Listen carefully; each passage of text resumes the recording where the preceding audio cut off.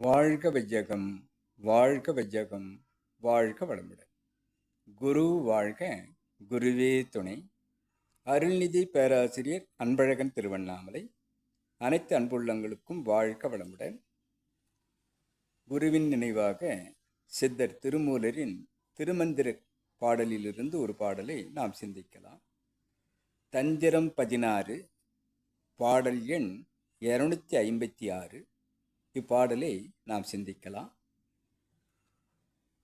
துறந்தான் வழிமுதற் சுற்றமும் இல்லை, இறந்தான் வழிமுதல் இன்பம் இல்லை, மறந்தான் வழிமுதல் வன்துலன் ஈசன், அறந்தான் அறியும் அளவறியாரே.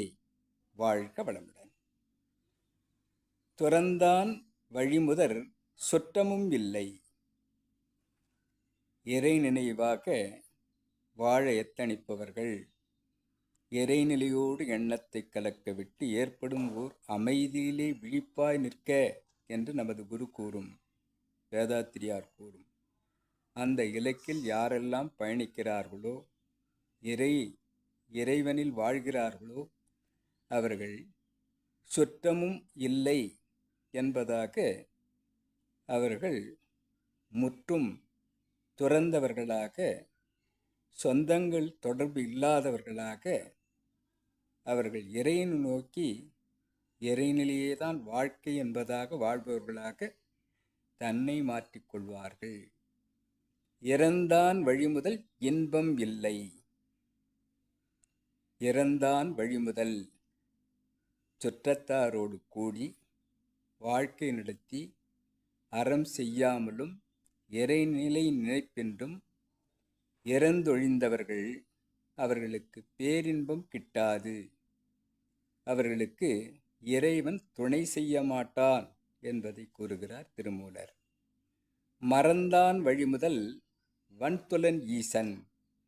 யாரெல்லாம் அறநெறியை மறந்து விட்டார்களோ, இறை நம்பிக்கை இழந்து விட்டார்களோ, அவர்களுக்கு இறைவன் கூட துணை செய்ய மாட்டான் என்று குறிப்பிடுகிறார்.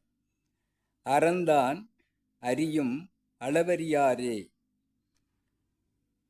அறம் செய்வது இறைவனை நோக்கி பயணிப்பதற்கான ஏற்பாடு.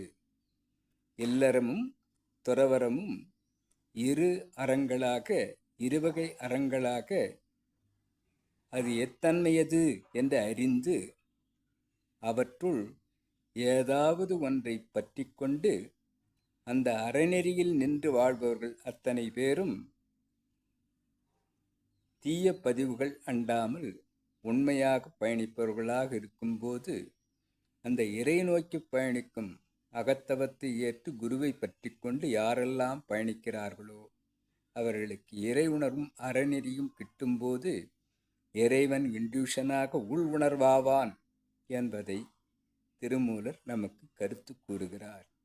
ஆக முற்காலங்களில் சொன்ன இளமை நோன்பு என்று சொல்லக்கூடிய பிரம்மச்சரியம், அதிலேயே இருந்து அவர்கள் அந்த இறைவனோடு வாழ்வதாக தன்னை மாற்றிக்கொண்டவர்கள் ரமணர், ஆதிசங்கரர், அதுபோன்ற இளமை பிராயத்திலே ஞான சம்பந்தர், இதுபோல் தன்னை மாற்றிக்கொண்டவர்கள் எப்போதும் இறைநிலையில் வாழ்பவர்களாக தன்னை மாற்றிக்கொண்டார்கள். இல்லறத்தில் இருந்து அறநெறி வாழ்வு பெற்று தீவினைகளை அகற்றி இறை நோக்கி குருவை பற்றி கொண்டு பயணிக்கும் அத்தனை பேரும் வானப்பிரஸ்தம் என்று பேரியக்க களத்தை உணர்ந்து சந்நியாசம் என்பதாக இறைவனை யாசிக்கும் அந்த அளவிற்கு சென்று தன்னையே இறைத்தன்மையாக மாற்றிக்கொண்டவர்களாக வருவதை திருமூலர் பிரம்மச்சரியம், கிரகஸ்தம், வானப்பிரஸ்தம், சந்நியாசம் என்ற இந்த 4 நிலைகளை இந்த 4 வரிகளில் நமக்கு உணர்த்துவதாக இக்கவி அமைந்திருக்கிறது.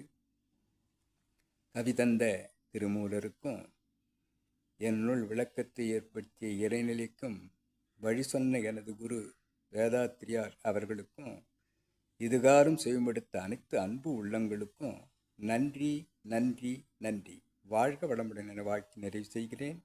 வாழ்க வளமுடன்.